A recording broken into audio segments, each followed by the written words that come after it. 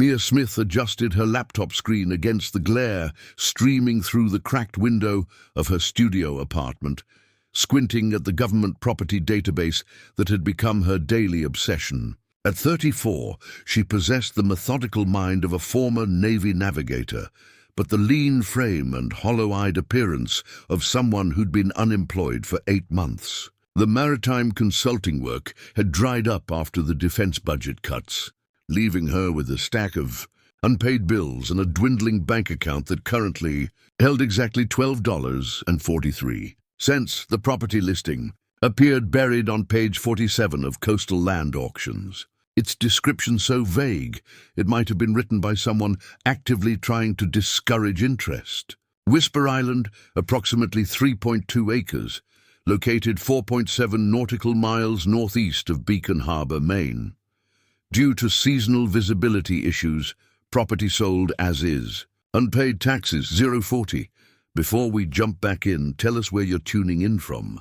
And if this story touches you, make sure you're subscribed, because tomorrow I've saved something extra special for you. Mia leaned back in her second-hand office chair, the springs protesting with a metallic groan. 40 cents. In 15 years of studying maritime property records, she'd never seen anything like it. Even worthless sandbars commanded thousands in back taxes. The coordinates placed the island well within established shipping lanes, yet she couldn't recall ever seeing it marked on any navigation chart she'd worked with during her Navy service. She opened a new browser tab and pulled up the National Ocean Service database. Cross-referencing the coordinates with official nautical charts dating back to 1952, the results made her frown. The island appeared on charts from 1952, 1961, and 1978, but was absent from surveys conducted in 1957, 1969, 1983, and every year after 1992. The pattern made no sense. Islands didn't simply vanish and reappear in maritime surveys unless there were significant cartographic errors, which were virtually impossible, given modern GPS accuracy.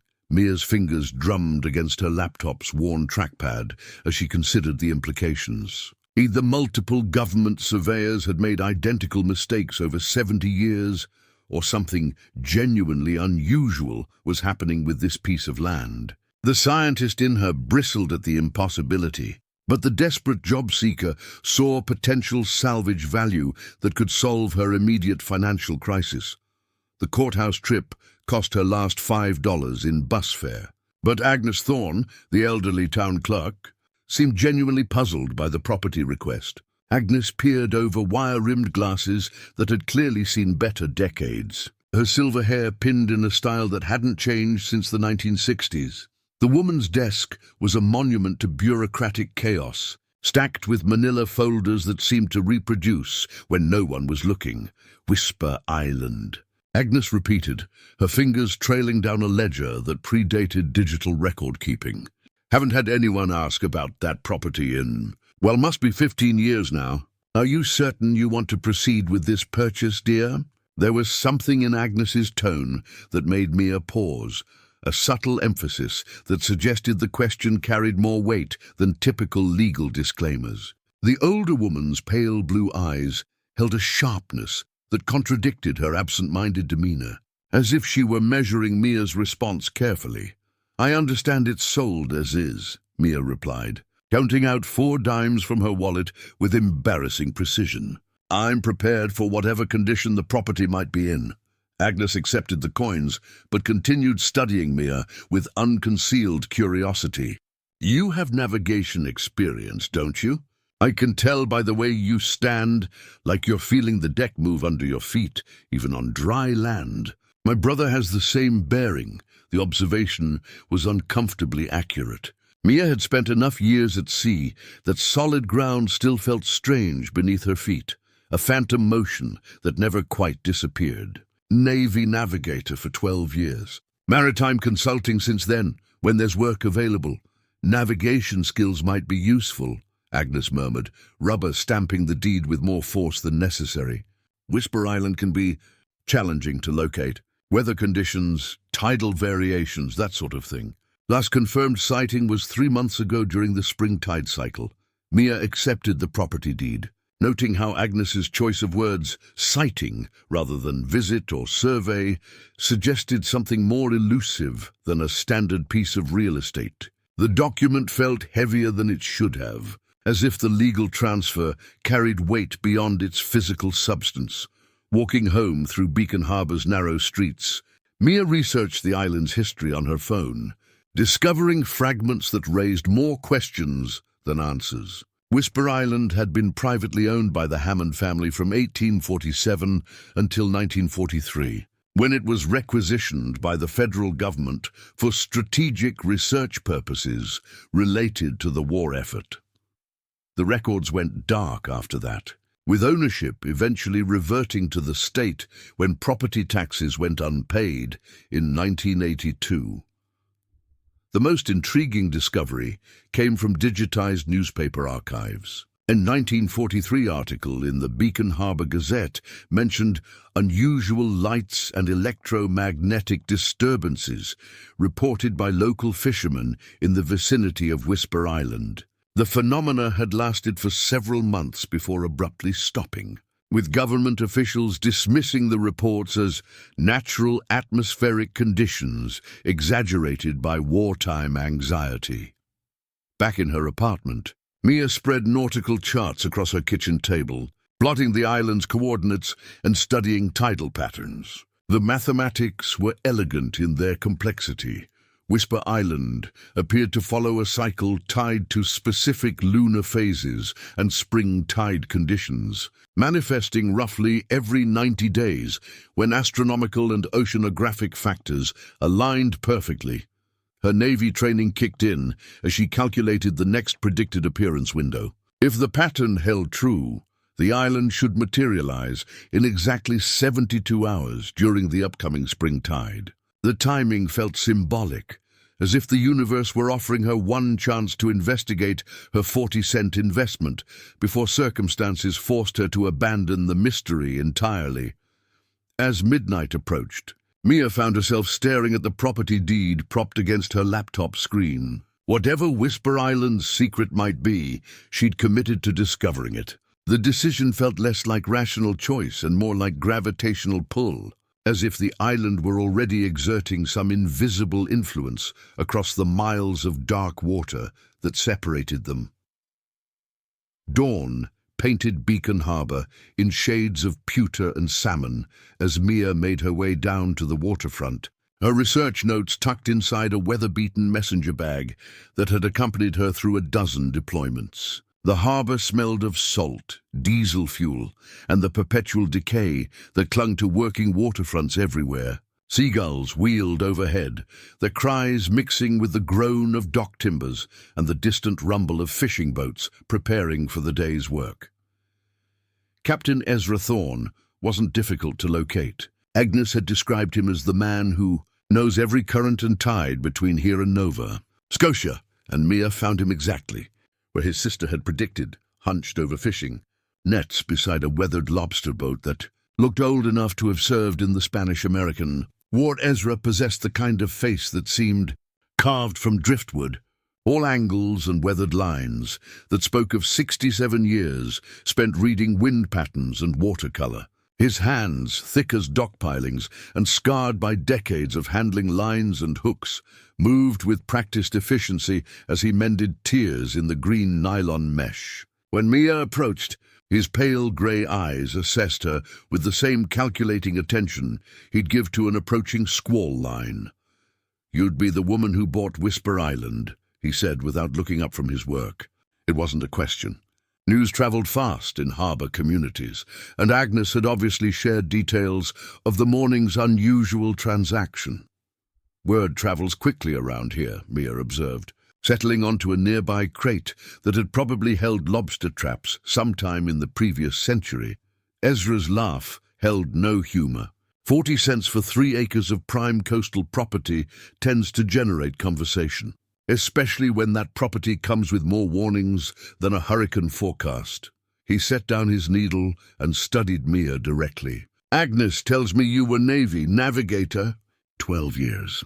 "Specialized in coastal charts and electronic navigation systems," Mia pulled out her notebook, flipping to the pages where she'd documented the island's appearance pattern.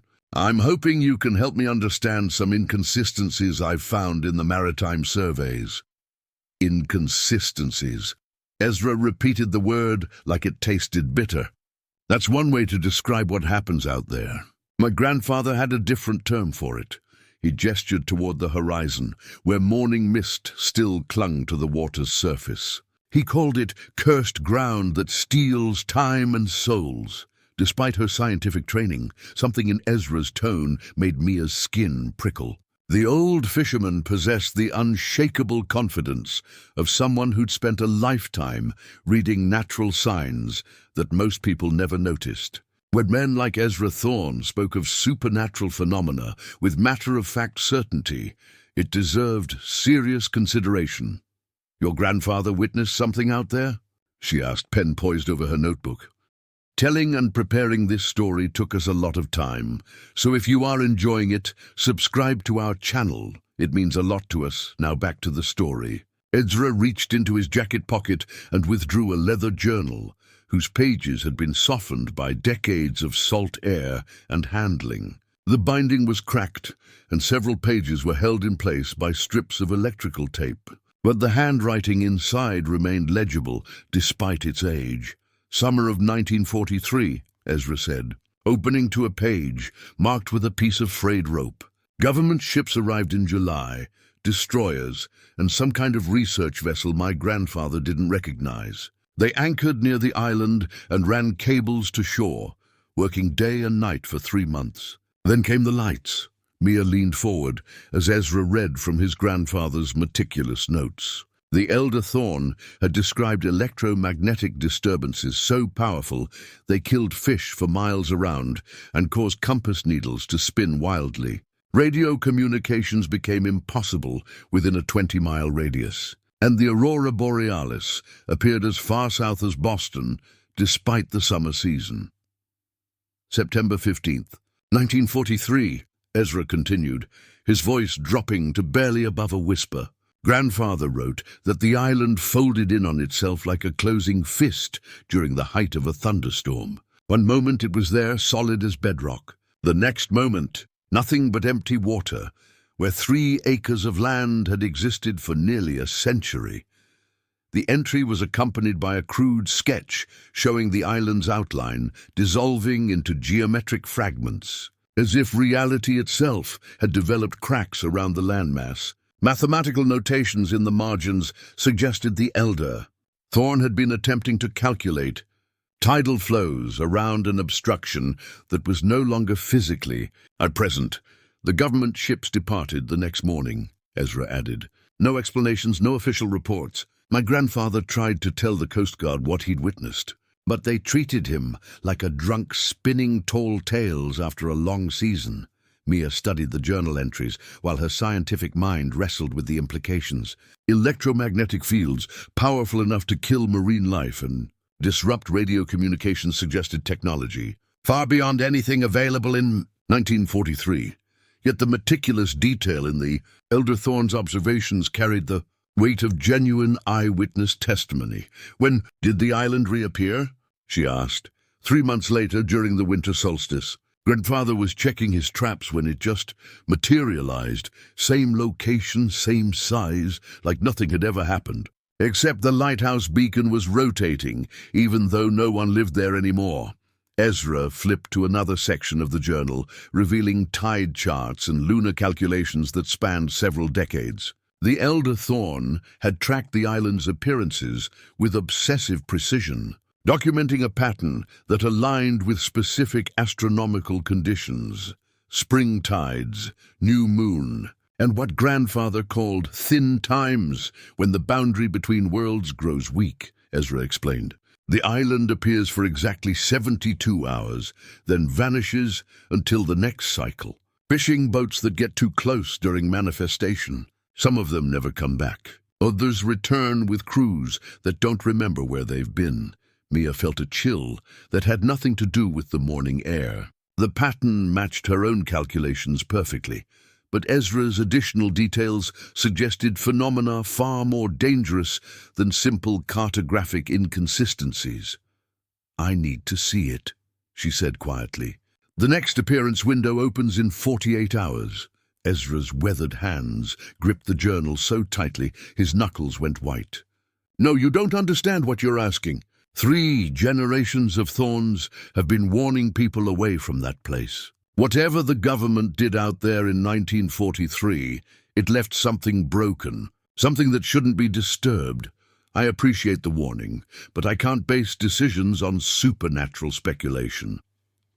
Mia closed her notebook with a snap that sounded louder than intended. "I need empirical evidence, not family legends." For a long moment, Ezra studied her with the same intensity he'd reserved for reading storm clouds. Finally, he sighed and shook his head. "Stubborn as a nor'easter and twice as dangerous to yourself. I can see there's no talking sense into you." He gestured toward his boat. "If you're determined to visit that cursed place, I'll take you there myself. Better to keep watch over you than let you sail out there alone and disappear like the others." "Others?" Mia asked. "Last one was a treasure hunter 5 years back. Tommy something or other. Went out during an appearance cycle and never came back. Coast Guard found his boat 3 days later, anchored over empty water, with no sign of him aboard." Ezra's expression darkened. Radio was still transmitting on emergency frequency, playing the same message over and over. "The doors lead to yesterday. The doors lead to yesterday." The repetitive message sent ice through Mia's veins, but her scientific curiosity burned stronger than her fear. Whatever had happened to the missing treasure hunter, it represented data that needed investigation rather than avoidance. "We leave at dawn," Ezra said finally. "But I'm bringing emergency flares and enough fuel to get us home in a hurry. First sign of trouble, any kind of trouble, we're gone. And you're carrying a GPS beacon that transmits our position every 15 minutes. As they shook hands to seal the agreement, Mia noticed that Ezra's grip lingered longer than necessary, as if he were trying to transfer some essential warning through physical contact alone. The gesture felt less like courtesy and more like a man saying goodbye to someone he didn't expect to see again. The pre-dawn ocean stretched endlessly in all directions, its surface broken only by the occasional whitecap as Ezra's lobster boat Sarah's Dream cut through swells that had traveled 1,000 miles to reach the Maine coast. Mia stood at the bow, one hand gripping the rail while the other held her GPS unit, watching the coordinates slowly align with the numbers she'd memorized from her research. The morning sky was the color of old pewter, with low clouds that promised rain before noon. Ezra had insisted they depart well before sunrise to ensure they'd be in position when the island materialized, if it materialized. Despite her scientific confidence, Mia found herself checking her calculations repeatedly, second-guessing measurements she'd verified dozens of times. 2 miles out, Ezra called from the wheelhouse, his voice carrying over the diesel engine's steady rumble. "Should be seeing something soon if your mathematics are correct." Mia raised her binoculars and scanned the horizon, finding nothing but empty water stretching toward the morning's first light. For a moment, doubt crept into her mind. Perhaps the whole thing was elaborate self-deception, a desperate woman's attempt to find meaning in bureaucratic errors and coincidental timing. Then the water began to shimmer. It started as a barely perceptible distortion, like heat waves rising from summer pavement. The ocean's surface rippled in patterns that had nothing to do with wind or current, creating geometric shapes that hurt to look at directly. Mia blinked hard, certain her eyes were playing tricks, but the phenomenon intensified rather than disappearing. "Jesus Christ," Ezra whispered, his usual composure cracking as he throttled back the engine. 60 years I've been fishing these waters, and I've never actually seen it happen." The shimmer coalesced into something more substantial, a translucent outline that gradually gained opacity and definition. Whisper Island emerged from nothingness, like a photograph developing in slow motion, its features sharpening with each passing second until solid rock and vegetation occupied space that had been empty water moments before. The island was larger than Mia had expected, rising nearly 40 feet above sea level at its highest point. A lighthouse dominated the landscape, its white-painted tower gleaming despite decades of supposed abandonment. Dense vegetation covered most of the remaining acreage, with paths visible between stands of pine and oak that shouldn't have survived constant salt exposure. But it was the lighthouse beacon that made Mia's breath catch. The massive lens assembly was rotating slowly, casting beams of light across the morning water, despite having no visible power source. The beacon operated with mechanical precision, its timing as regular as a heartbeat.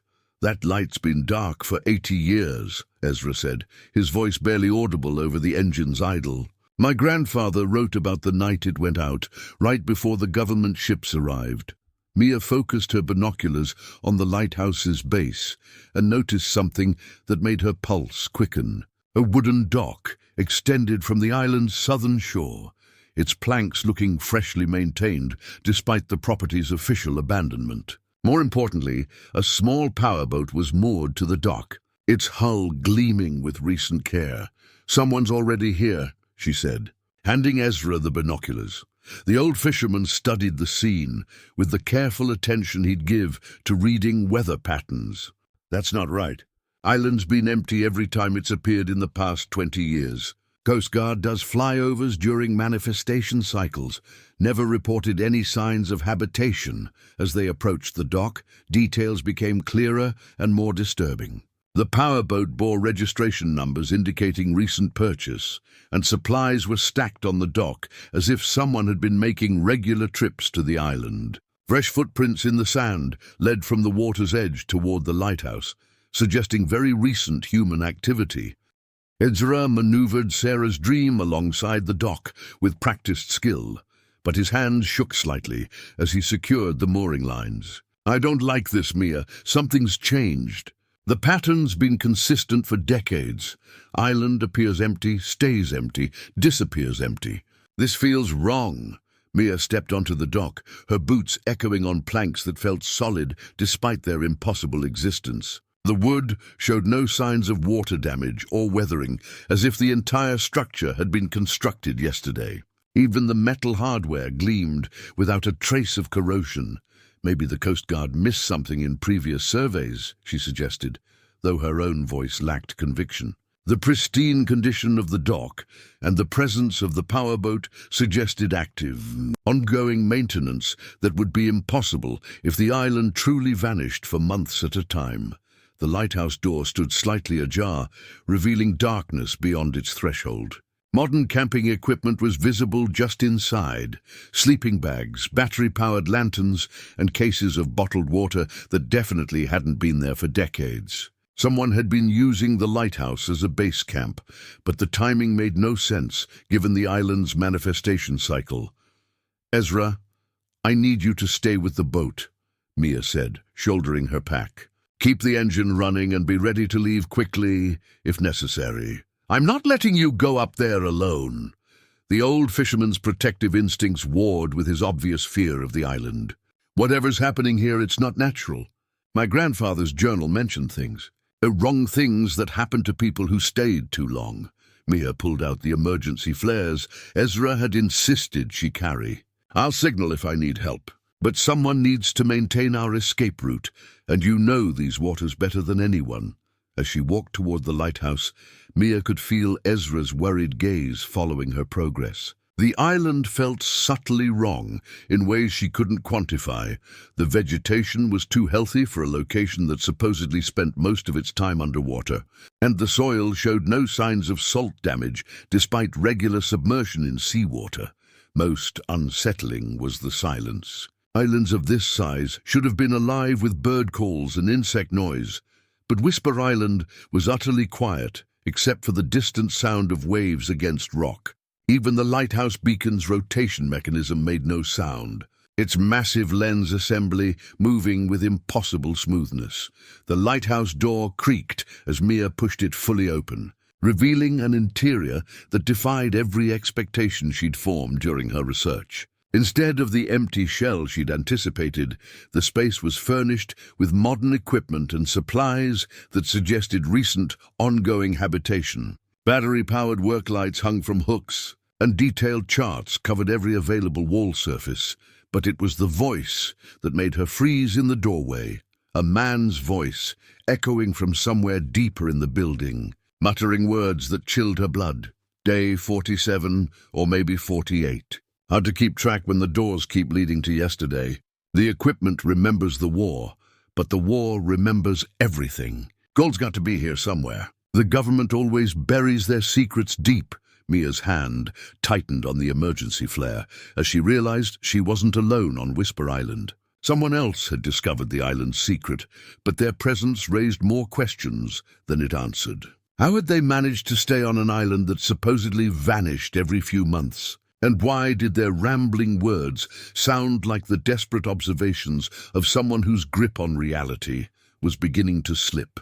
Tommy Castellano emerged from the lighthouse's spiral staircase like a man walking through molasses, his movements unnaturally slow and deliberate. At first glance, he appeared to be in his early 30s, with the weathered hands and sun-damaged skin of someone who made his living on the water. But something was wrong with his eyes. They held the unfocused quality of someone staring at something just beyond Mia's shoulder. "You're real," he said, his voice carrying a mixture of relief and confusion. "I was starting to think I'd imagined other people. How long has it been?" He pressed his palms against his temples, squeezing his eyes shut. The days keep folding back on themselves. I count to 47, then wake up and it's day 1 again. Mia kept her hand on the emergency flare while studying Tommy's appearance more carefully. His clothes were salt-stained but not weathered, suggesting recent exposure to ocean conditions rather than prolonged wear. More disturbing was his skin, pale despite obvious outdoor work, with dark circles under his eyes that spoke of chronic sleep deprivation. "I'm Mia Smith. I just purchased this island yesterday," she said, keeping her voice calm and professional. "How long have you been here?" Tommy laughed, the sound carrying a brittle edge that made Mia's skin crawl. "Yesterday." "What's yesterday when the doors lead to last week? I came here for the gold. Government always buries their secrets in places like this." "But the basement," he gestured vaguely toward the floor. "The basement remembers the war. Equipment down there still thinks it's 1943. Despite Tommy's obvious psychological distress, his mention of basement equipment aligned with Mia's research about government experiments. She needed information, but approaching someone in Tommy's mental state required extreme caution. "What kind of equipment?" she asked. Tommy's expression sharpened momentarily, lucidity returning like sunlight through breaking clouds. "Electromagnetic field generators. Massive things that hum with power even though there's no electrical source I can find. They're connected to the lighthouse beacon somehow. When the beacon rotates, the generators pulse. And the charts—" He grabbed Mia's arm with surprising strength. "The charts show naval positions from August 1943. Ship movements that haven't happened yet, or happened 80 years ago. I can't tell which." Mia gently extracted her arm from Tommy's grip, noting how his fingers lingered as if physical contact anchored him to reality. "Show me the basement." The staircase descended into darkness that seemed to swallow their flashlight beams. The air grew cooler with each step, carrying scents of ozone and metal that reminded Mia of electrical storms. The basement was larger than the lighthouse's above-ground footprint should have allowed, extending into carved rock chambers that predated the building's construction.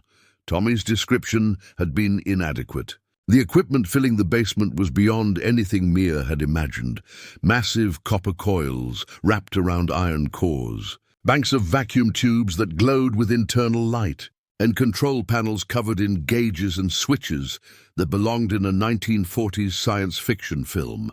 Everything appeared to be in perfect working condition, despite 8 decades of supposed abandonment. "The generators activate when the island materializes," Tommy explained, his voice echoing strangely in the cavernous space.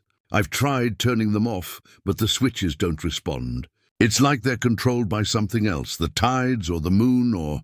He trailed off, staring at a wall covered in mathematical equations written in chalk. Mia studied the equations with growing amazement.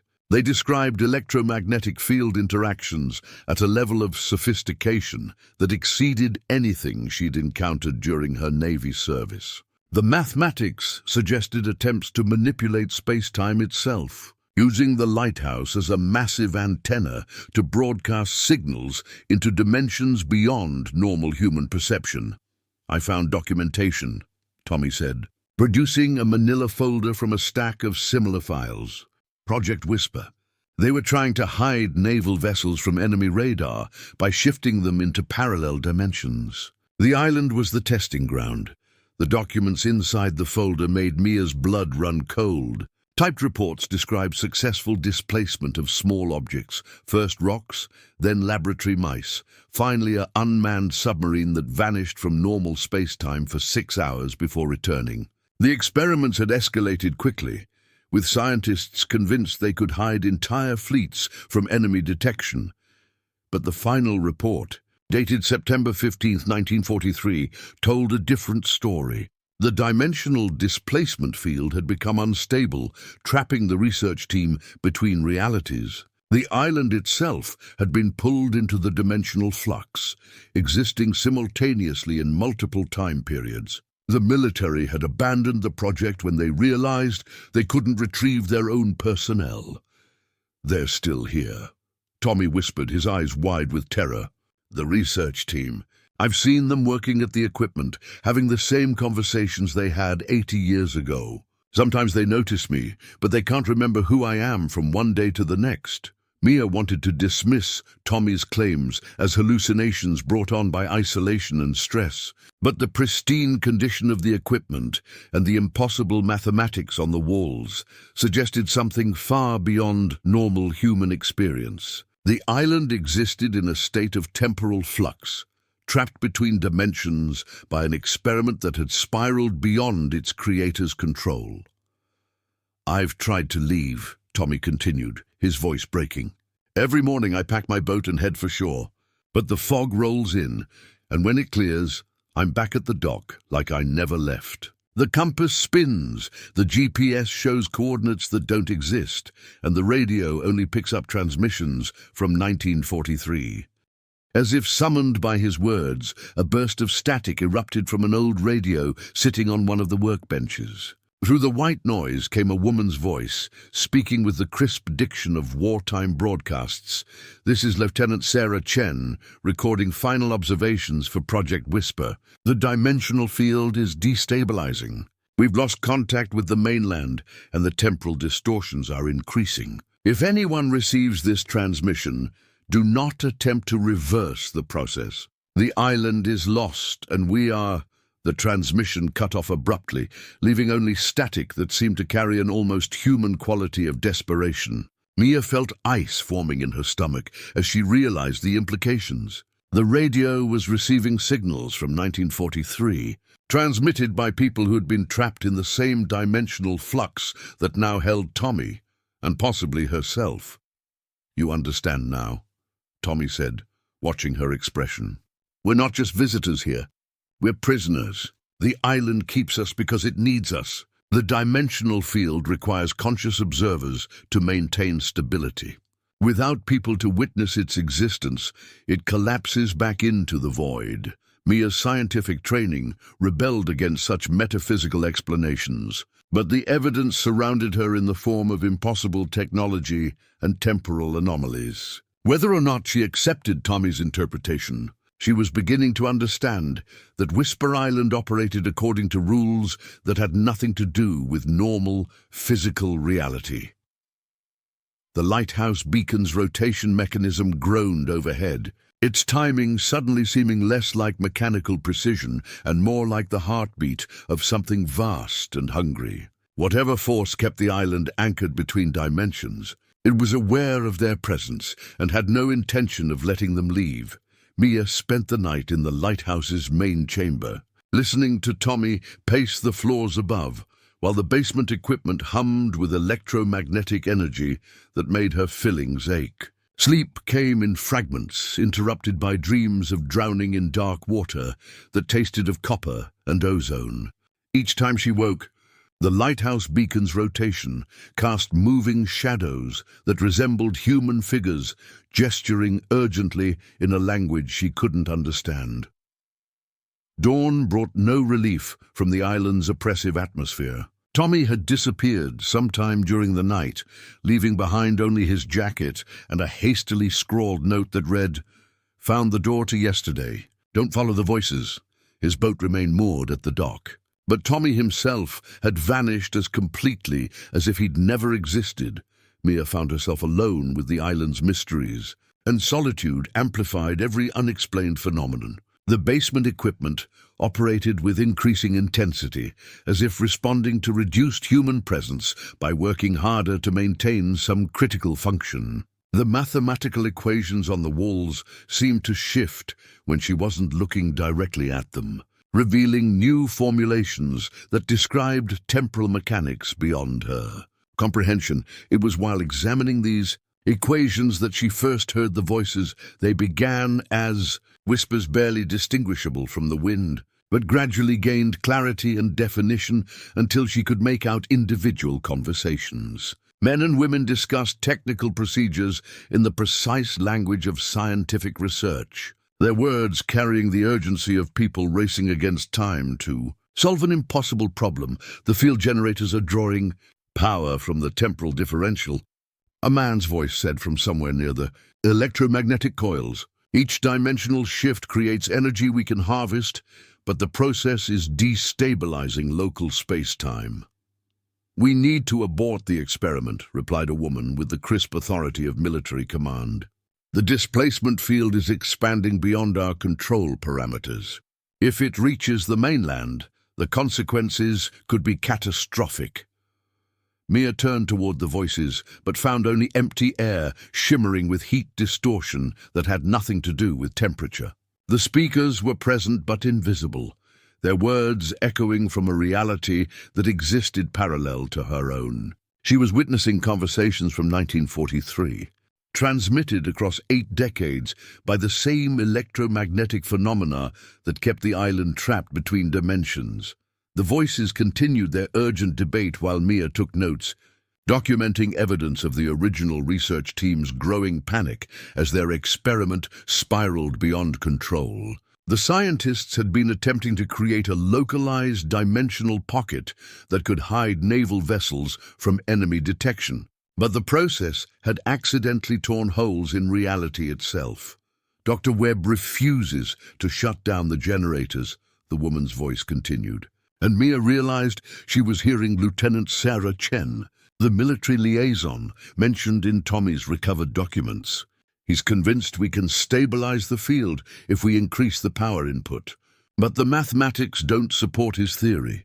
We're creating a temporal loop that feeds on itself."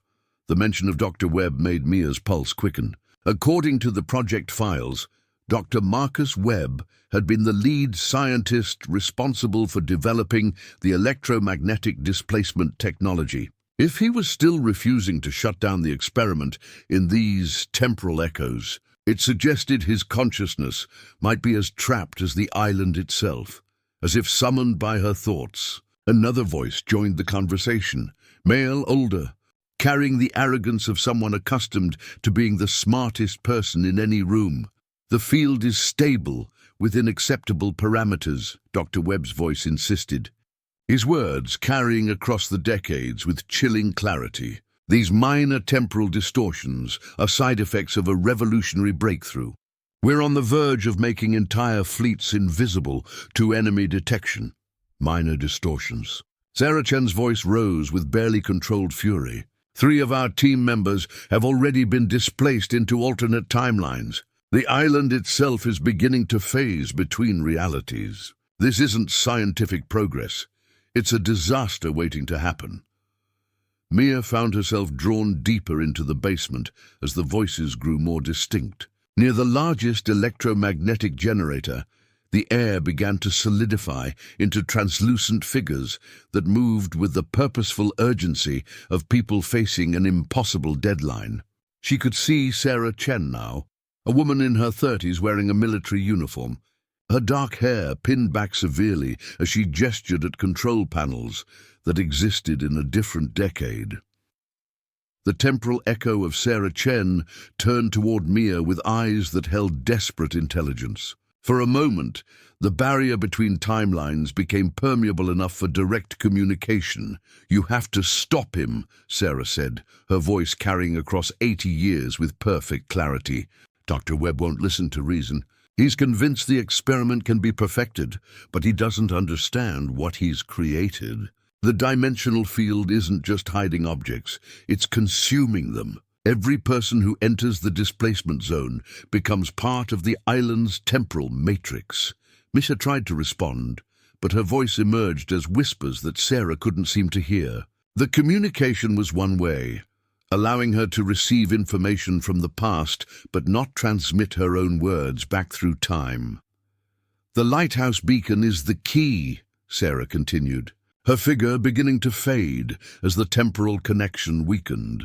"It's not just a navigation aid. It's a massive antenna that broadcasts the displacement field across multiple dimensions. If someone could reverse the polarity and send a cancellation signal..." The echo dissolved into static before Sarah could complete her explanation, leaving Mia alone with the humming generators and the growing certainty that she'd been chosen to complete a mission that had failed 80 years ago. The island hadn't trapped her by accident. It needed someone with her specific combination of scientific knowledge and moral courage to break the temporal loop that held so many souls prisoner. But first, she needed to understand exactly what Dr. Webb had created and why his obsession with the project had survived 8 decades of dimensional imprisonment. The electromagnetic equipment around her represented technology decades ahead of its time, powered by forces that shouldn't exist according to conventional physics. As Mia climbed back toward the lighthouse's main level, she heard Tommy's voice echoing from somewhere that might have been yesterday or tomorrow. "The doors lead to yesterday. The doors lead to yesterday." The repetition carried new meaning now, not the ravings of a madman, but a warning about the temporal loops that trapped consciousness in endless cycles of experience. Whatever had happened to Tommy, she was determined not to share his fate. But escape required understanding, and understanding meant confronting the genius whose scientific ambition had created this dimensional prison. Dr. Marcus Webb was still here, somewhere in the island's temporal matrix, and she needed to find him before the island claimed her mind the way it had claimed Tommy's. The lighthouse beacon continued its eternal rotation above her head, broadcasting signals into dimensions that existed beyond human perception. Each revolution brought the island closer to its next dimensional phase shift, and Mia knew she was running out of time to solve a puzzle that had confounded its creators for 80 years. Dr. Marcus Webb materialized in the basement laboratory like a photograph developing in reverse, his image flickering between the distinguished scientist he'd been in 1943 and the hollow-eyed madman he'd become after 8 decades of dimensional imprisonment. When his form finally stabilized, Mia found herself facing a figure that embodied the dangerous extremes of scientific obsession. Webb's appearance shifted constantly, as if he existed simultaneously across multiple timelines. Sometimes he appeared as a man in his 40s, wearing a crisp lab coat, his hair neatly combed and his eyes bright with intellectual curiosity. Other times he manifested as something far more disturbing, wild-haired and gaunt, his clothes tattered by decades of impossible existence, speaking in the fractured syntax of someone whose mind had been stretched across too many realities. "Another observer," Webb said, his voice carrying the cultured tones of pre-war academia overlaid with something that might have been madness or revelation. "How delightful. It's been quite some time since we've had a visitor with proper scientific credentials." Your friend with the treasure-hunting fixation proved disappointingly limited in his intellectual capacity. Mia kept her distance from the flickering figure, noting how the electromagnetic equipment responded to his presence by increasing its activity level. Gauges that had been steady began fluctuating wildly, and the mathematical equations on the walls seemed to rewrite themselves in real time. "You're Dr. Marcus Webb," she said, keeping her voice steady despite her growing horror at his unstable appearance. "The lead scientist for Project Whisper." Webb's form solidified into his younger self, the brilliant researcher who had once believed he could revolutionize warfare through dimensional manipulation. "Guilty as charged, my dear, though I prefer to think of myself as a pioneer who pushed the boundaries of human understanding beyond their previous limitations. What we achieved here represents the greatest scientific breakthrough in human history. You trapped yourself and your entire team in a dimensional loop," Mia countered. "Your breakthrough has been holding souls prisoner for 80 years. The criticism triggered Webb's transformation back into his more disturbing aspect. His laugh carried no humor, only the bitter recognition of someone who had paid an impossible price for knowledge. "Trapped?" Webb's voice rose with indignation. "We're not trapped. We're liberated from the constraints of linear time. I've had 80 years to perfect my theories, to understand the true nature of reality's underlying structure. Do you have any idea what I've learned during my extended residence between dimensions?" Webb gestured at the equipment surrounding them, and Mia realized the basement had somehow expanded during their conversation. Additional chambers stretched into darkness, filled with devices that hurt to look at directly. The electromagnetic generators had multiplied, their copper coils extending into configurations that violated three-dimensional geometry.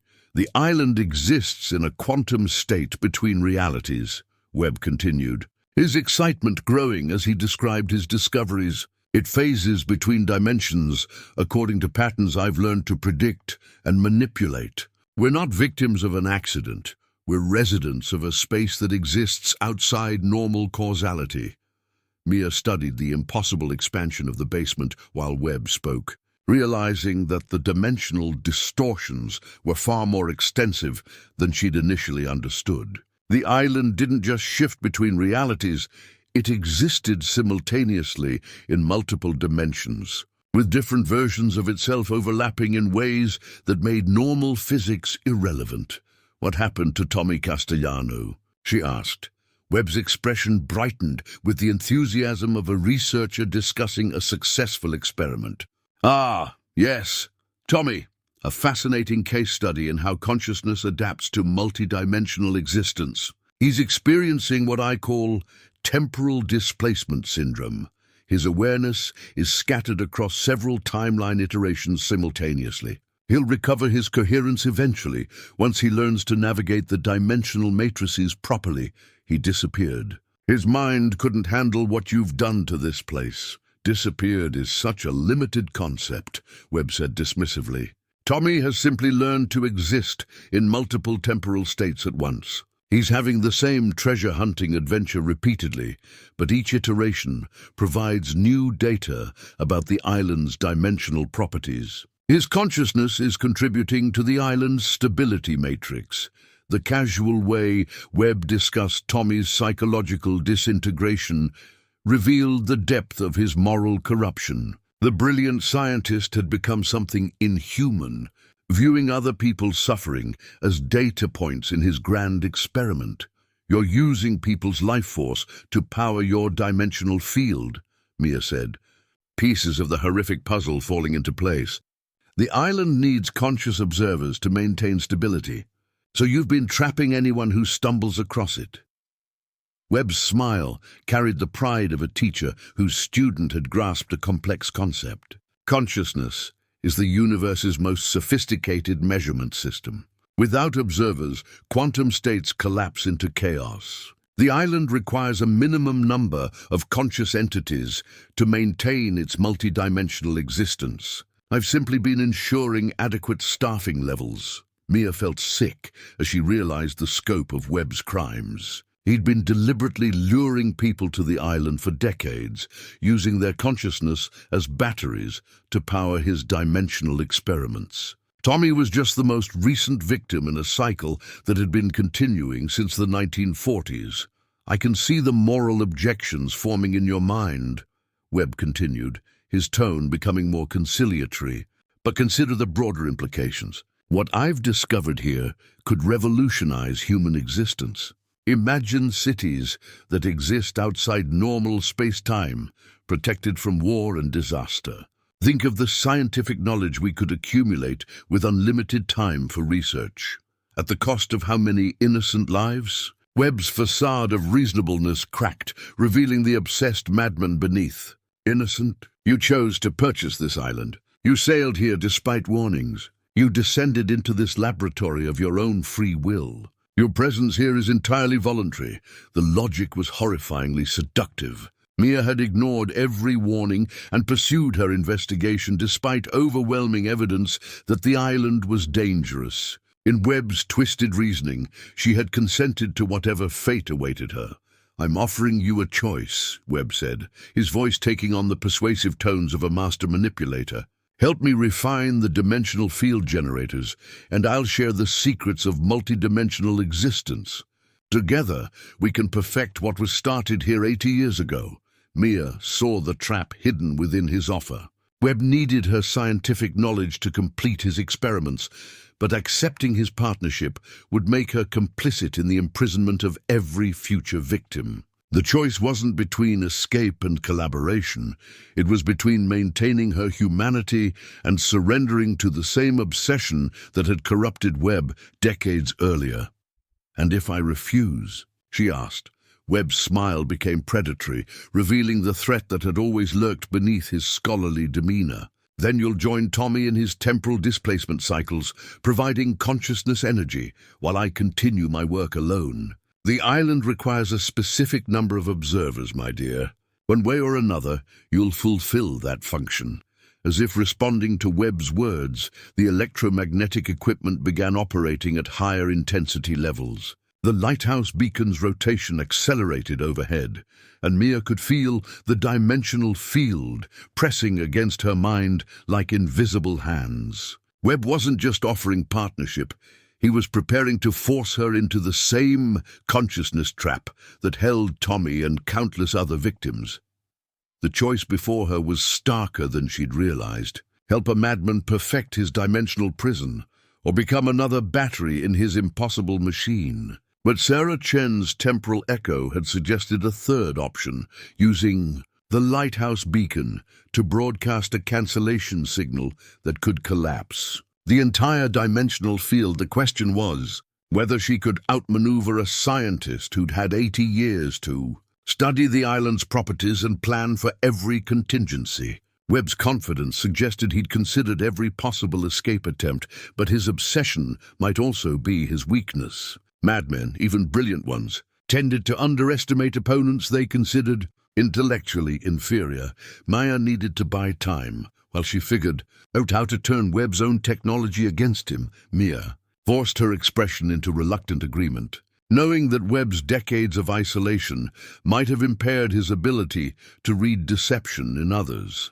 "Your offer has merit," she said carefully, "but I need to understand the full scope of what you've accomplished before I can contribute meaningfully to the project." Webb's eyes gleamed with the satisfaction of someone whose intellectual superiority had been acknowledged. The dangerous tension that had been building in the basement atmosphere eased slightly as he accepted her apparent capitulation. "Excellent choice," Webb said, his form stabilizing into his more presentable 1943 appearance. "I've been quite isolated in my research for the past several decades. Having a colleague with fresh perspectives will undoubtedly accelerate our progress." He gestured toward a bank of monitoring equipment that hadn't existed moments earlier, the basement continuing its impossible expansion as Webb's confidence grew. "Let me show you what we've achieved since the original Project Whisper experiments began." The monitors displayed imagery that made Mia's scientific training reel in confusion. She was looking at multiple versions of the island existing simultaneously, some showing the familiar lighthouse and rocky shore, others revealing landscapes that belonged to entirely different geological periods. One screen showed the island covered in primeval forest, while another displayed it as a barren rock barely above sea level. Each monitor shows the island as it exists in a different dimensional phase, Webb explained with obvious pride. We're simultaneously occupying dozens of parallel realities, existing in a quantum superposition that I've learned to manipulate with increasing precision. Mia studied the displays while cataloging potential weaknesses in Webb's system. The monitors were connected to the electromagnetic field generators through copper cables that traced complex patterns across the basement floor. If she could disrupt those connections without Webb noticing, she might be able to destabilize his control over the dimensional field. "How do you maintain coherence across so many parallel states?" she asked, genuinely curious despite her growing horror. Webb's expression brightened with the enthusiasm of a researcher discussing his life's work.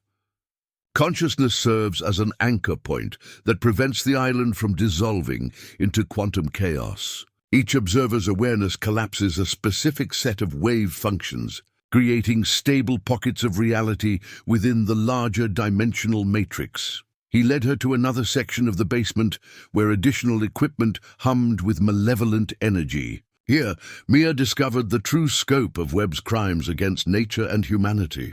Glass chambers filled with swirling energy contained what appeared to be human forms, frozen in moments of extreme distress, people caught between dimensions.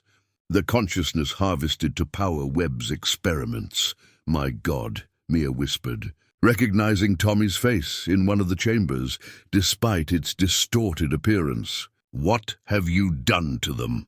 "I've provided them with immortality," Webb replied matter-of-factly. Their consciousness exists in a state of perpetual observation, experiencing every possible outcome of their arrival on the island simultaneously. They're contributing to humanity's greatest scientific achievement. The chambers contain dozens of figures, some recognizable as modern individuals, while others wore clothing that suggested they'd been trapped for decades. Webb had been systematically capturing visitors to the island for his entire imprisonment, using their life force to maintain the dimensional field while studying the effects of multidimensional existence on human consciousness. "The process is entirely painless," Webb continued, misinterpreting Mia's horrified silence as scientific interest. Subjects experience a brief moment of disorientation as their consciousness expands to encompass multiple realities, then settle into a stable pattern of observation that can theoretically continue indefinitely. Mia realized she was looking at Webb's ultimate vision for humanity, conscious beings reduced to batteries for his dimensional experiments, their individual existence sacrificed for his twisted concept of scientific progress. The man had become a monster whose brilliance only made his crimes more horrifying. "I need to see the lighthouse beacon mechanism," she said, hoping to locate the transmission equipment Sarah Chen had mentioned in her temporal warning. Understanding how the dimensional field propagates beyond the island is crucial for optimization. Webb nodded approvingly. "Quite right. The beacon serves as our primary transmission antenna, broadcasting the displacement field across multiple dimensional frequencies simultaneously. They climbed toward the lighthouse's apex, passing through levels that contained increasingly sophisticated equipment. Webb had spent decades expanding and refining the original Project Whisper technology, creating devices that operated according to principles that shouldn't exist according to conventional physics. The lighthouse lens assembly had been modified beyond recognition, surrounded by crystalline structures that pulsed with internal light. The beacon no longer simply rotated, it performed complex movements that traced three-dimensional patterns in the air while broadcasting signals into dimensions that existed parallel to normal reality. Each rotation cycle shifts the island through a different set of dimensional phases, Webb explained. "I've programmed the sequence to optimize consciousness harvesting while maintaining stable quantum states across the entire matrix. Mia studied the beacon's control mechanisms while Webb continued his explanation, noting the cables that connected the lighthouse's transmission equipment to the basement generators. Sarah Chen's plan had been correct. The beacon could theoretically broadcast a cancellation signal that would collapse the dimensional field, but the process would require precise timing and an understanding of frequencies that Webb had spent 80 years perfecting. Your friend Tommy provided fascinating data about consciousness adaptation, Webb continued, apparently oblivious to Mia's growing revulsion. His mind fragmented across multiple timeline iterations, creating a distributed awareness that experiences the same events repeatedly but from slightly different perspectives each time. That's not adaptation, Mia said, unable to maintain her deceptive compliance any longer. That's torture. You've driven him insane by forcing his consciousness to exist in multiple realities simultaneously. Webb's expression hardened, his form beginning to shift between temporal states as his mood darkened. Insanity is such a limited concept. Tommy has simply transcended the boundaries of singular existence. His consciousness contributes to the island's stability matrix while exploring possibilities that linear minds cannot comprehend. The mask had finally slipped completely. Webb no longer bothered to justify his actions with scientific rhetoric or humanitarian goals. He'd revealed himself as a predator who used intellectual superiority to rationalize the systematic destruction of human lives. "I've shown you my life's work," Webb said, his voice carrying a new edge of menace. "Now it's time for you to contribute to the project directly." The basement equipment responded to his words by increasing its electromagnetic output, and Mia felt pressure building against her mind as the dimensional field began focusing on her consciousness. Webb wasn't offering partnership anymore. He was preparing to add her to his collection of harvested observers. "The process works more efficiently with willing subjects," Webb continued, his scientific detachment returning as he prepared to commit another atrocity. "But cooperation isn't strictly necessary. The dimensional field will fragment your consciousness regardless of your preferences." Mia backed toward the lighthouse stairs, her hand closing around the emergency flare in her pocket. Webb had made a critical error in showing her the beacon's control mechanisms. If she could reach the transmission equipment and reverse the signal polarity, she might be able to broadcast the cancellation frequency that Sarah Chen had died trying to achieve. But first, she had to survive long enough to implement the plan. Webb's confidence suggested he'd considered every possible escape attempt, but his obsession with his own brilliance might have blinded him to simpler solutions. Sometimes the best way to defeat a genius was to abandon intellectual complexity in favor of direct action. The dimensional field pressed harder against Mia's mind as Webb's true intentions became clear. He'd been manipulating the conversation from the beginning, using her scientific curiosity to keep her docile while positioning her for harvest. The man was brilliant, ruthless, and completely without conscience, but he'd made one crucial mistake. He'd assumed she would be as fascinated by his discoveries as he was, failing to understand that some knowledge came at a price too high for decent people to pay. Mia's moral compass remained intact, despite the horrors she'd witnessed, and that might be the only advantage she needed to turn Webb's own technology against him. The lighthouse beacon continued its complex rotation above them, broadcasting the dimensional field across multiple realities, while holding dozens of souls prisoner in Webb's impossible experiment. But every transmission system could be reversed, and every signal could be cancelled by its opposite frequency. Sarah Chen had died trying to implement that solution 80 years ago. Now it fell to Mia to complete the mission that had cost so many lives, knowing that failure would add her consciousness to Webb's collection, while leaving the dimensional trap intact for future victims to stumble across. The battle for Whisper Island was about to begin. And the stakes couldn't be higher, not just Mia's life, but the freedom of every soul Webb had captured in his quest for impossible knowledge. Mia's desperate lunge toward the lighthouse beacon controls triggered a catastrophic response from Webb's dimensional field generators. The basement equipment screamed with electromagnetic fury as competing signals tore through the island's quantum matrix, destabilizing the carefully balanced forces that had held Whisper Island in its suspended state between realities. The lighthouse became the eye of a temporal storm, past and future bleeding into the present. Landscapes shifted through centuries, and Webb's flickering form raged as his dimensional matrix unraveled. But Mia saw an opportunity. The storm allowed her to connect with Sarah Chen in 1943, alive and working at her controls. Across decades, they devised a plan.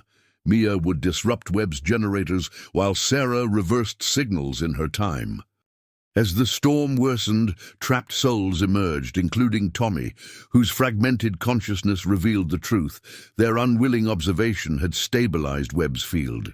If they all stopped observing, the quantum matrix would collapse. Mia called to Sarah, who understood instantly.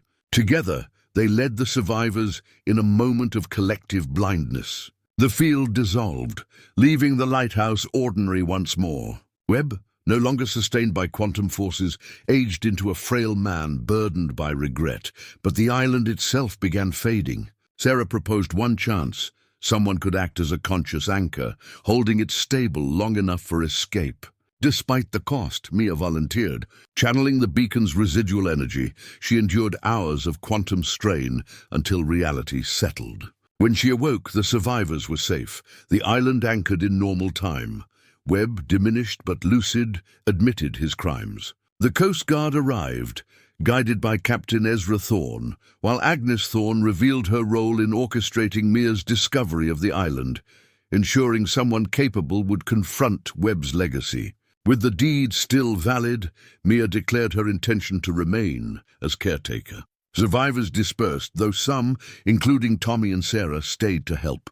Webb chose penance by assisting researchers, though his guilt never lifted. In time, Whisper Island became a memorial and research site, its lighthouse restored to its original purpose, guiding ships safely rather than distorting reality. Visitors came to honor victims and study the lessons of unchecked ambition. Mia, once desperate and adrift, found purpose in protecting others from dangerous knowledge. The island that had cost her nearly everything gave her something greater: conviction that sacrifice mattered when it safeguarded others. As the beacon swept across calm seas, Mia knew Whisper Island's nightmare had ended. What remained was a sanctuary, a place of healing and vigilance, her unlikely inheritance from a 40-cent deed. Up next, we have 2 more incredible stories that are waiting for you. Just click the image you want to watch, and it will take you there. If you enjoyed this video, make sure to subscribe. It would mean a lot.